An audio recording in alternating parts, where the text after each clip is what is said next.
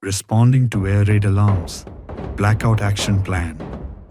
When life feels peaceful, families dining, children playing, markets buzzing, it's easy to forget how fragile that peace is. At the moment an air raid siren pierces the calm, everything changes. India's safety doesn't begin at the border, it begins with you.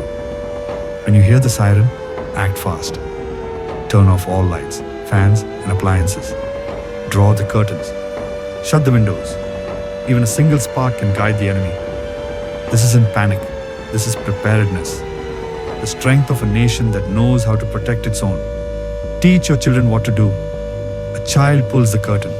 A teen helps their grandparents turn off the lights. A family sits in silence, calm, composed, ready. Across the city, the spirit awakens. Volunteers check rooftops for light leaks. Women check on elderly neighbors.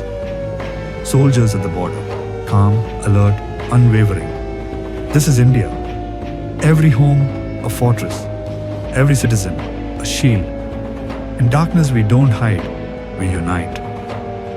From cities to villages, a quiet blackout spreads. Not out of fear, but love.